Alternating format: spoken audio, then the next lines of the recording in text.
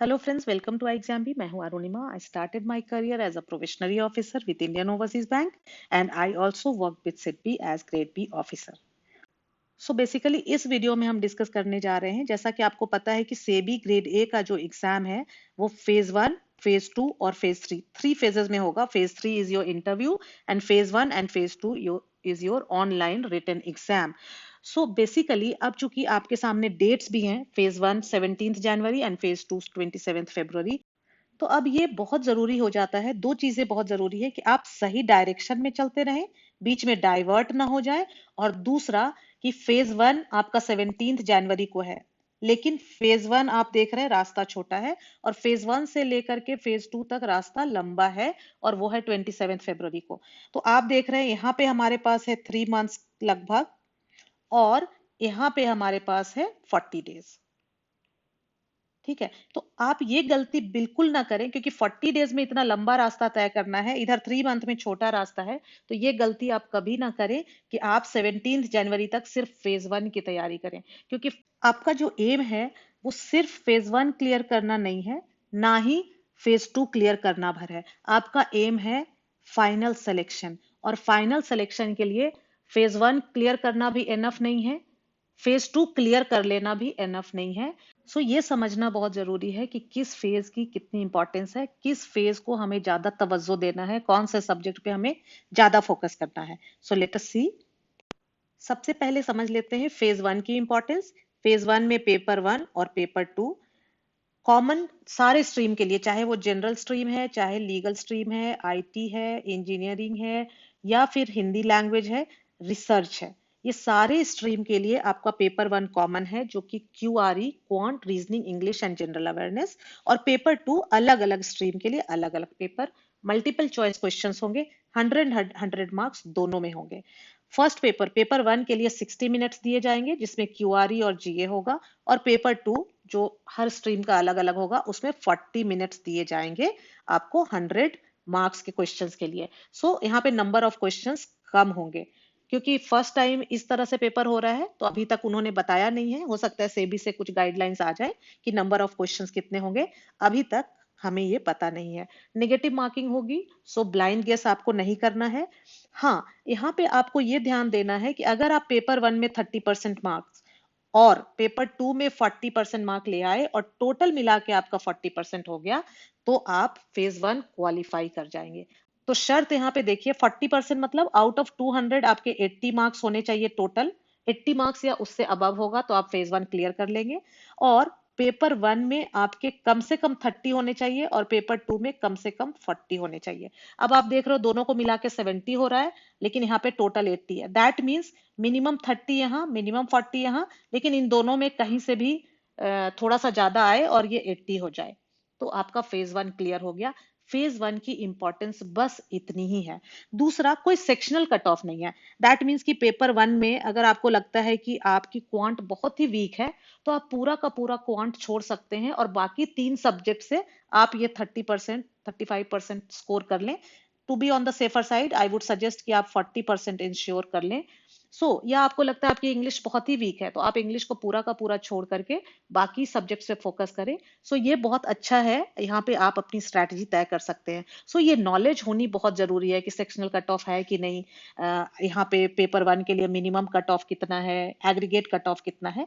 Main यही 3-4 बातें थी जो मैंने आपको बता दी. इस बात को ध्यान में रख करके आपको पेपर 1 की तैयारी करनी है. ठीक है, अगर आप पेपर 1 फेज 1 की तैयारी करनी है, पेपर 1 का आप आज मॉक टेस्ट देते हैं और मान लो आपको लगभग लगभग 40% मार्क्स आ जाता है, तो अब आपको पेपर 1 के लिए कोई भी टाइम लगाने की जरूरत नहीं है. आप सिर्फ मॉक टेस्ट लिखते रहें, उसके अलावा कुछ भी टाइम ना दें पेपर 1 पे. अपना पूरा फोकस पेपर 2 पे करें, क्योंकि यहाँ पे 40% लाना भी है. और पेपर 2 का जो पूरा का पूरा सिलेबस है, वो पूरा का पूरा सिलेबस फेज 2 के पेपर 2 का सिलेबस है. तो एक्चुअली जब आप ये पेपर 2 की तैयारी कर रहे हैं, तो आपका फेज 2 का पेपर 2 की भी तैयारी हो रही है. फेज 1 का रोल बस इतना भर है. Role of phase 1 is over, now come to phase 2. अगर हम फेज 2 की बात करें, तो यहाँ पे भी 2 पेपर है, पेपर 1 और पेपर 2.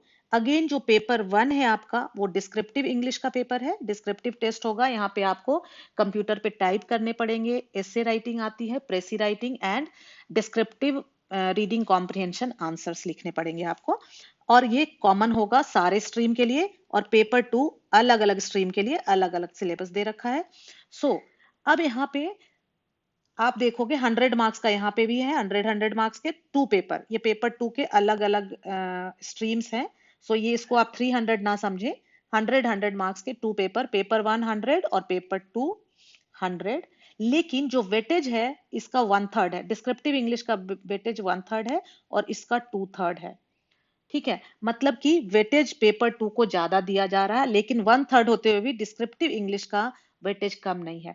अब यहाँ पे फेज 2 में जो आपके मार्क्स आएंगे टोटल, सपोज आपको 200 में आपको सपोज 140 मार्क्स आते हैं प्लस इंटरव्यू। अब इन दोनों के जो मार्क्स होंगे वो ऐड होकर के आपकी फाइनल मेरिट लिस्ट बनेगी। और जो फेज 2 है उसका वेटेज 80% है और इंटरव्यू का वेटेज 15% है। तो आप देख सकते हैं कि जो इंटरव्यू का वेटेज है आपकी फाइनल मेरिट लिस्ट में वो बहुत कम है। तो सारा का सारा जो फोकस आपका होना चाहिए वो फेज 2 पे होना चाहिए, क्योंकि फेज 2 के एग्जाम के बाद आप इंटरव्यू के लिए प्रिपेयर कर लेंगे। अब यहाँ पे आपको ये समझना है कि फेज 1 में हमने जैसे कहा आपका कट ऑफ क्लियर हो गया, बात खत्म हो गई, उसके बाद आपके कितने भी मार्क्स आए कोई फर्क नहीं पड़ता। लेकिन फेज 2 में मान लो कि फेज 2 में आपका कट ऑफ है 140, तो आपको सिर्फ 140 मार्क्स लाने से काम नहीं चलेगा। फेज 2 में आपका एम होना चाहिए आउट ऑफ 200, ये जो 200 मार्क्स हैं पेपर 1 और पेपर 2, इसमें आप ज्यादा से ज्यादा स्कोर करने की कोशिश करेंगे। और इसकी वजह से आप डिस्क्रिप्टिव इंग्लिश को इग्नोर नहीं कर सकते। यहाँ पे मैं कहूंगी वेटेज पेपर 2 को ज्यादा है, तो आप जरूर पेपर 2 के लिए पूरी तरह अच्छी तरह से तैयारी करें। लेकिन पेपर 2 फर्स्ट टाइम इस तरह का सिलेबस है और इस तरह का पैटर्न है। खास करके अभी अगर आईटी की बात करें तो काफी सारा कंफ्यूजन है, क्योंकि आईटी में आप देख सकते हो जब नोटिफिकेशन आया था तो उन्होंने फेज 2 का ना तो सिलेबस दिया था ना उन्होंने पैटर्न बताया था। ठीक है, यहाँ देखो multiple choice questions on subjects commerce, accountancy, management, finance, costing, companies act and economies. यहाँ पे जनरल स्ट्रीम में बता दिया था कि मल्टीपल चॉइस क्वेश्चन होगा। फिर लीगल, इंजीनियरिंग, ऑफिशियल लैंग्वेज में भी बता दिया मल्टीपल चॉइस क्वेश्चंस होंगे। रिसर्च स्ट्रीम में भी बता दिया मल्टीपल चॉइस क्वेश्चन होंगे। ये नोटिफिकेशन के समय आया था, लेकिन आईटी के बारे में इन्होंने कुछ नहीं कहा था। सिलेबस भी इन सारे स्ट्रीम का आ गया था। आईटी का सिलेबस अभी 3-4 दिनों पहले आया है, और इससे ये पता चलता है कि मल्टीपल चॉइस क्वेश्चंस नहीं होंगे, डिस्क्रिप्टिव होंगे। तो थोड़ा सा कंफ्यूजन है, लेकिन आपको 1-2 दिनों में आई एग्जाम की तरफ से पूरी डिटेल्ड वीडियो मिल जाएगी।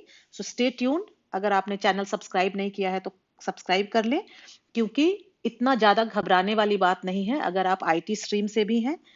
यहाँ पे आप देखें कि पेपर 2 बहुत इंपॉर्टेंस है और आपको पूरा ध्यान देना है इसके हर टॉपिक पे और अच्छी तरह से इसकी पढ़ाई करनी है। लेकिन ये बहुत प्रेडिक्टेबल नहीं है, जबकि पेपर 1 की बात करें तो प्रेडिक्टेबल है। तो मैं यहाँ पे ये चाहती हूँ, चाहे ये सलाह देती हूँ मैं आपको, कि आप अभी का जो टाइम है इस टाइम पे ये जो डिस्क्रिप्टिव इंग्लिश है, जो राइटिंग स्किल की बात हो रही है, ये स्किल सीखा जा सकता है और आप इस स्किल को अभी सीख के रख लें, ताकि फेज 1 के बाद जो फेज 2 वो 40 डेज है उसमें आपको डिस्क्रिप्टिव इंग्लिश पे टाइम ना लगाना पड़े। ये आप अभी सीख के रख लें, और उन 40 डेज में आप अगर लीगल स्ट्रीम पे से हैं तो आप पूरा का पूरा अपना टाइम लीगल सब्जेक्ट्स पे लगाएं। बीच बीच में कभी कभी आप कोई एस्से या कोई प्रेसी लिख लें या डिस्क्रिप्टिव का 1-2 मॉक टेस्ट लिख लें, काफी होगा। बाकी आप, अगर आपने अभी डिस्क्रिप्टिव इंग्लिश के लिए कुछ भी काम नहीं किया, क्योंकि वो बहुत प्रेडिक्टेबल है, आपको पता है 5 टॉपिक दिए जाएंगे उसमें से एक टॉपिक पे एस्से लिखना है। एस्से लिखने के क्या क्या तरीके होते हैं वो आप एक बार समझ लें, अपने ग्रामर पे थोड़ा सा ध्यान दे दें। अगर आप थोड़ा अभी लिखते हैं तो 10 एक दिन में आप काफी इंप्रूव कर सकते हैं। प्रेसी के डूज क्या है, डोंट्स क्या है। प्रेसी में एक टाइटल देना होता है, 1/3 वर्ड्स लिखने हैं। एक बार आपको पता चल जाएंगे कि कौन सी चीजें नहीं करनी है तो उससे ही काफी इंप्रूवमेंट हो जाता है। आरसी आंसर्स कैसे लिखने हैं, क्योंकि आरसी और प्रेसी तो सबसे अच्छा है, आपके सामने पूरी किताब रखी है, आपके सामने एक पैसेज है और उसी से आपको करना है। डिस्क्रिप्टिव इंग्लिश में ऐसा कुछ नहीं है कि आपको पता नहीं है क्या आने वाला है। आपको पता है कि प्रेसी ही आने वाला है, आरसी ही आने वाला है और एसे राइटिंग ही आने वाला है। तो आप बड़े आराम से उसकी तैयारी करके रख सकते हैं। तो उसको करके आप अभी रख लें और पेपर टू जितना कर सकते हैं करते रहें, क्योंकि पेपर टू आपका फेज वन का भी है और बाकी उन 40 डेज में आपका 90% टाइम आपके फेज टू सब्जेक्ट के लिए जाएगा। क्योंकि आपने देख ही लिया कि फेज टू में हमें सिर्फ कट ऑफ क्लियर करने से हमारा काम नहीं चलेगा, क्योंकि इंटरव्यू का वेटेज बहुत कम है। फेज टू में हमें 200 में मैक्सिमम मार्क्स स्कोर करने हैं। अगर आपने सपोज 140 है आपका कट ऑफ और मान लो आपका 170 आ गया फेज टू में, आपकी कोई डिपेंडेंसी नहीं रहेगी इंटरव्यू में। फिर आप बॉर्डर लाइन केस नहीं रहेंगे कि आपको डर रहेगा इंटरव्यू में क्या होगा। इंटरव्यू में आपके कितने भी कम मार्क्स आएंगे, अब आप 170 मार्क्स आए हैं तो जरूर सेलेक्ट हो जाएंगे। जबकि अगर 140 कट ऑफ है और आपका 140 आया है तो अब चांसेस बहुत कम है कि आप इंटरव्यू के बाद सेलेक्ट हो पाएंगे। I hope I can make you understand कि why phase two, why you should focus more on phase two. So अभी आपको मालूम हो गया है कि why you should focus more on phase two. साथ ही साथ आपसे ये भी शेयर करना चाहूंगी कि general stream, legal stream, IT and research stream, ये चारों स्ट्रीम के लिए सेबी के कोर्सेज अवेलेबल हैं आई एग्जाम बी पे। सो अगर आप इनरोल करना चाहते हैं आप जरूर इसके डेमो कोर्सेज भी देख सकते हैं।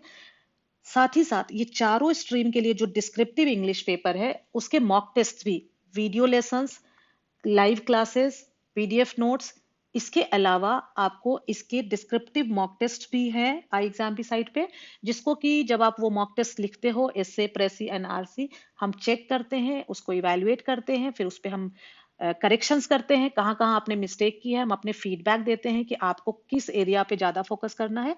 फिर उस फीडबैक के बेसिस पे आप इसको इजीली इम्प्रूव कर पाते हैं। और साथ ही साथ अभी आईटी में जो फेज टू में डिस्क्रिप्टिव क्वेश्चंस आने वाले हैं, इसके लिए भी हम लोग मॉक टेस्ट मुहैया कराएंगे। और आईटी फेज टू के सिलेबस को लेके, एग्जाम को लेके काफी सारा कंफ्यूजन है। सो आई वुड सजेस्ट कि जब तक हमारा डिटेल्ड वीडियो इस पे नहीं आ जाता है, मोस्ट प्रोबेबली 1-2 दिन में आ जाएगा, आप कंफ्यूज ना हो, क्योंकि उससे बेकार में टेंशन ही बढ़ेगी। आप अपना सिलेबस लेकर के तैयारी करते रहें और मेरे ख्याल से इस वीडियो के बाद सारी चीजें क्लियर हो जाएंगी। तो आप जरूर सब्सक्राइब कर ले आई एग्जाम भी चैनल को, ताकि आपको ये अपडेट्स मिलते रहे। So stay tuned. Thank you friends, thanks for watching.